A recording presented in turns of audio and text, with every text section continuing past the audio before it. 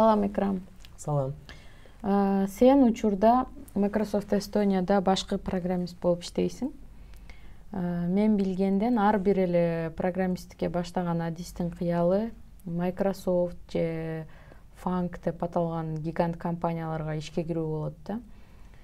Ошого сен жөнүндө бүгүн видео тарталы деп ойлодум. Бул видео сенин кыскача өмүр баяның болуп кетет окшойт. Сен канча жашыңда программисттикке кызыгып калдың эле? Мен 13-14 жаштарымда лицейде окуп аткан учурда 8-класста мугалимдер бизге экзамен кылышкан, математика жана логикалык суроолордон. Мен ушул логикалык суроолорду чыгарууга аябай кызыкчумун ошол убакта. Азыр деле кызыгам. Анан кийин ошол убакта экзамен кылып, математика жана логикадан эң жогорку балл алган балдарды программирование боюнча олимпиадага даярдоо курсуна тандап алышкан. Андан кийинки орунду алгандарды математикадан олимпиадага тандап алышкан. Андан кийин менде суроо пайда болгон. Демек, эң жакшы ушул логикалык, математикалык суроолорду эң жакшы чыгарган кишилер программист болот экен деп ошондой бир ой пайда болуп, анан кийин агай менен сүйлөшүп, мен программирование курсун өтүп алгам. Ушинтип кызыгышым башталган.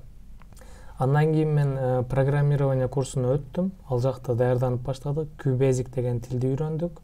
Анан эң эле жөнөкөй нерселерди үйрөтүп атат агай. Андан кийин мен коддор жазып, мындай аябай кызыктуу болуп кетти мага. Анан кийин тез эле мен өзүм жана карта оюнун жасап чыктым. Мисалы 3 карта турат, бирөөсүн көрсөтөт, анан аралаштырып кайсынысы экенин тап дейт го, ошону программа жазып жасап чыктым. Андан кийин код менен ошол нерселерди жасай алышымды көрүп, бул мага аябай кызыктуу болду. Андан кийин жанагы планеталардын айланышын визуальный ошолорду жасап, ал жерде геометриялар колдонулат экен аябай, жана мектепте үйрөнгөн формулалар, аларды жасап, ушинтип аябай кызыгып кеттим. Демек, математика, геометрияга болгон кызыгууң сени ошондо программированияга алып барды десек болот экен да? Ооба, ушинтип айтса болот. Анан эмне үчүн компьютердик инженерия факультетин тандагансың? Мен ошол лицейде 8-класстан тартып 2-3 жыл олимпиадаларга даярдангам. Андан кийин 10 жана 11 класстарда республикалык олимпиадаларда призовой местолорду алгам. Андан кийин дүйнөлүк олимпиадага да катышкам. Ошондуктан көп ойлонбой эле ушу билген ишимди улантып кетейин деп компьютерный инженерияны тандагам. Мисалы, азыр сен C# активдүү код жазасың. Ошол тилди кантип тандап калгансың? Неге Java эмес, неге Python эмес дегендей? Мен лицейди бүтүрүп аткан учурда дүйнөлүк олимпиадага катышканда C++ тилинде программа жазганмын олимпиадада. Университетте болсо биз көбүнчө сабактарды C# тилинде өтчүк. Андан кийин бүтүрүү тезин Java жана PHP'де жазгам. C# университетте жазып атканда C# тили мага жаккан, жазган. Университетти бүтүргөндөн кийин ошол иштеген ишимде дагы C# тили колдонулганы үчүн мен карьерам боюнча көбүнчө C# жазып калдым. Бирок мен C# сырткары JavaScript, Python, PHP тилдеринде да жаздым. Азыркы учурдагы ишимде дагы башка тилдерди да колдоном. Ошондуктан программисттер бир тилге мындай фанат болуп калбаш керек. Себеби карьерабыздын ар убактысында, мисалы, ар түрдүү проекттерде ошол проектке кайсы тил эң жакшы туура келсе, ошол тилде жаза билишибиз керек. Эми Microsoftко чейинки тажрыйбаларыңды кыскача айтып берсең.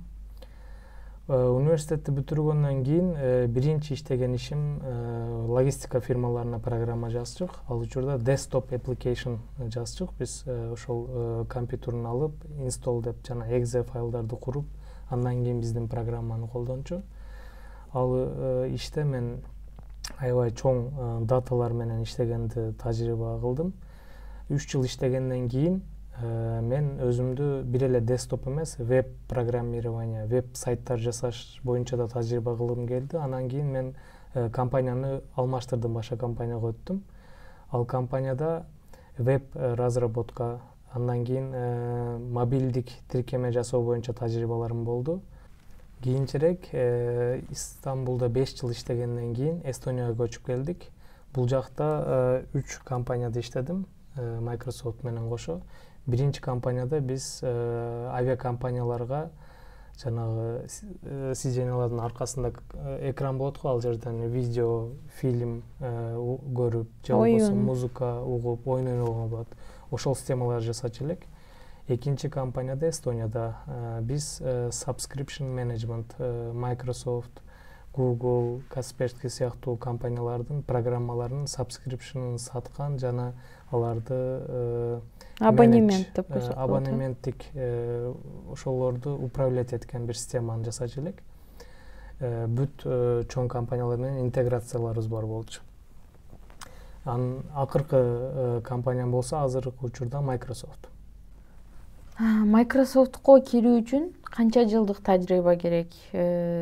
Мисалы ошол критерийлерде жазылабы дейм да, мынча жылдык тажрыйбасы болсун деп, же тажрыйбасыз жуниорлор деле алышабы? Microsoft'ко тажрыйбасыз жуниорлор деле алышат, бирок ушул Microsoft'ко тапшырып аткан кандидаттардан сиздин айырмачылыктарыңыз болуш керек. Мен өзүм көргөнүм, мисалы университетти жаңы бүтүргөндөрдөн эмнелер менен айырмаланат кандидаттар. Алар көбүнчө бир конференцияларга катышкан болот, кандайдыр бир волонтер курстарга катышып, ал жерден сертификаттар алышкан болот. Активдүү болгон болот. Бир эле университеттен окубай, университеттен сырткары дагы активдүү иштерди кылган болот. Ал эми Microsoft'то ар түрдүү тажрыйбадагы позициялар бар. Ар бир позициянын өзүнүн иш жарнамасында жазылат, мынча жылдык тажрыйба деп. Microsoft'ко ишке кириш үчүн албетте ишиңди мыкты билишиң керек. Бирок андан сырткары кандай өзгөчөлүктөргө маани беришет? Эң маанилүү нерселерден бири бул адамдар менен болгон мамилеңиз.